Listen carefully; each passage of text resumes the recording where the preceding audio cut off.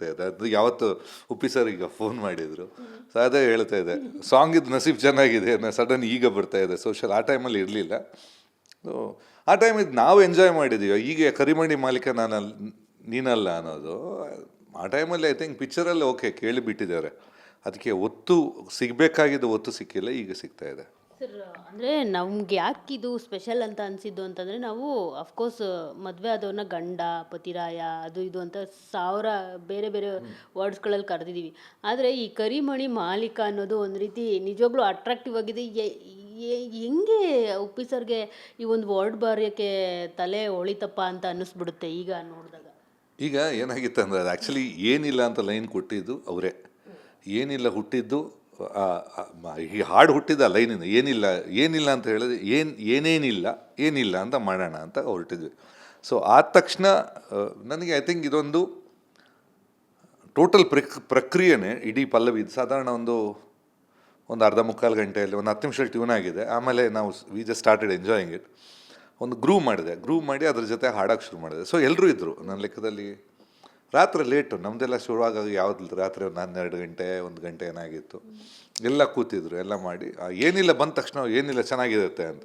So ಏನಿಲ್ಲ ಹೆಂಗೆ ಮಾಡೋದು ಅಂತ, ಇಲ್ಲ ಏನಿಲ್ಲ ಪಂಚ್ ಮಾಡೋಣ ಅಂತ ಹೊರಟು ಆ ಒಂದು ಲೈನಿಗೆ ನಾವು ಟ್ಯೂನ್ ಮಾಡಿದ್ವಿ. ಟ್ಯೂನ್ ಮಾಡಿದ ತಕ್ಷಣ ಆಮೇಲೆ ಚರಣ ಮಾಡಿದ್ದು. ಚರಣ ತುಂಬ ಲೇಟ್ ಮಾಡಿದ್ದು. ಬಟ್ ಆ ದಿವಸ ನಾವು ಇನ್ನೂ ನೆನಪಿದೆ, ಅದು ಒಂಥರ ಖುಷಿ ಅದು. ಅದಕ್ಕೆಂದರೆ ಒಂದೊಂದು ಲೈನ್ ಸಿಕ್ಕಿದಾಗೆ ನಮಗೊಂಥರ ಖುಷಿ ಸಿಗ್ತಾಯಿದ್ದು.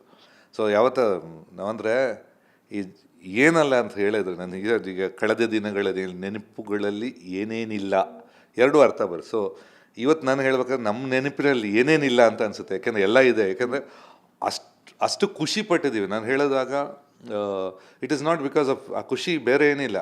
ಏನೋ ಒಂದು ಲೈನ್ ಸಿಕ್ಕಿದ್ರೆ, ಒಂದು ಟ್ಯೂನ್ ಸಿಕ್ಕಿದ್ರೆ, ಏನೋ ಒಂದು ಮಜಾ ಸಿಗುತ್ತೆ ಅಲ್ಲ, ಆ ಮಜಾ ತುಂಬ ಜಾಸ್ತಿ ಇತ್ತು ನಮಗೆ. ಒಂಥರ ಕಿಕ್ ಕೊಡ್ತಾಯಿತ್ತು. ಇದಾದ ಮೇಲೆ ನಾವು ಚರಣ ಮಾಡಿ ಟ್ಯೂನಿಗೆ ಬರೆದು, ಉಪೇಂದ್ರ ಅವರು ಟ್ಯೂನಿಗೆ ಬರೆದ್ರು. ಒಂದಷ್ಟು 4 ಚರಣ ಮಾಡಿದ್ವಿ ಆ ಟೈಮಲ್ಲಿ. ಎಲ್ಲ ಚೆನ್ನಾಗಿತ್ತು. ಆಮೇಲೆ ಫೈನಲ್ 2 ನಮ್ಮ ಪಿಕ್ಚರ್ಗೆ ಅಂತ 2 ಮಾಡಿದ್ವಿ. ಉದ್ದಾಗುತ್ತೆ ಸಾಂಗು ಅಂತ. ಈಗ ಟೈಮಲ್ಲಿ ಕ್ಯಾಸೆಟ್ಗೆ ಬೇರೆ ಇದು ಅಂತ ಮಾಡ್ಬೋದು. ಆ ಟೈಮಲ್ಲಿ ನಾವು ಫಿಲ್ಮಿಗೆ ಅಂತಲೇ ಸಾಂಗ್ ಮಾಡ್ತಾಯಿದ್ವಿ. ಸೊ ಅದು ಅದು ಟ್ಯೂನ್ ಕೊಟ್ಟಿದ್ದಕ್ಕೆ ಉಪೇಂದ್ರ ಅವ್ರು ಬರೆದಿದ್ದು. ಆಮೇಲೆ ಆ ಟೈಮಲ್ಲಿ ಅಷ್ಟೇ ಬೇರೆ ಡಿಸ್ಟರ್ಬೆನ್ಸ್ ಇರಲಿಲ್ಲ. ಆಮೇಲೆ ಗುರಿ ಒಂದೇ ಇದ್ದಿದ್ದು, ಓಕೆ ಏನೋ ಮಾಡಬೇಕು, ಸಾಧನೆ ಮಾಡಬೇಕು ಅಂತ. ಆ ಫೈರ್ ಬೇರೆ, ಆ ಫೈರಲ್ಲಿ ಆಮೇಲೆ ಬರ್ತಾ ಇತ್ತಲ್ಲ ಈ ಪರ್ಟಿಕ್ಯುಲರ್ ಈ ಲೈನಿಗೆ ಹೆಂಗೆ ಖುಷಿ ಆಯ್ತನಲ್ಲ ನಮಗೆ, ನೀವು ನಂಬೋಕ್ಕಾಗಲ್ಲ. ಅಷ್ಟು ಎಂಜಾಯ್ ಮಾಡಿದ್ದೀವಿ. ಬಟ್ ಅದು ಜನರಿಗೆ ಇಷ್ಟ ಆಗುತ್ತಾ ನಮಗೂ ಗೊತ್ತಿಲ್ಲ. ಆ ಟೈಮಲ್ಲಿ ಅದು ಅಷ್ಟು ಸಿಗೋ ಪಂಚ್ ಅಥವಾ ಇದು ಸಿಕ್ಕಿಲ್ಲ ಯಾವುದು ಈ ಹಾಡಿಗೆ. ಏನೋ ಸಡನ್ ಎಲ್ಲರೂ ಹೂ ಅಂತ ಹೋಗ್ತದೆ. ಯಾಕೆಂದರೆ ನನ್ನ ಲೆಕ್ಕದಲ್ಲಿ ಇದು ಪ್ರೆಸೆಂಟ್ ಜನ್ರೇಷನ್ ಈ ಸಾಂಗ್ ಕೇಳಿಲ್ಲ. ಈಗ ಬೇರೆ ಎಲ್ಲ ಕೇಳಿರ್ತಾರೆ, ಇದು ಅಷ್ಟೊಂದು ಕೇಳಿಲ್ಲ ಕಾಣುತ್ತೆ. ಅಂದಮೇಲೆ ನಮಗೆ ಏನಂದರೆ ಪ್ರತಿಯೊಂದು ಸಾಂಗ್ ಮಾಡಿದಾಗ ಒಂದು ಹೆಮ್ಮೆ ಇರ್ತೀವಿ. ಈಗ ಎಷ್ಟೇ ವರ್ಷ ಆಗಲಿ ಒಂದು ನನಗೆ ಅಂದರೆ ಯಾವ ಸಾಂಗ್ ಮಾಡಿದ್ರು ಹೆಮ್ಮೆಯಿಂದ ಹೇಳ್ಕೊತೀನಿ. ನಾನು ಮಾಡಿದ್ದು ನಾನು ದೂರ ಹಾಕಲ್ಲ, ಇದು ಅದಕ್ಕೆ ಹಂಗಾಯ್ತು ಹಿಂಗಾಯ್ತು ಇಲ್ಲ.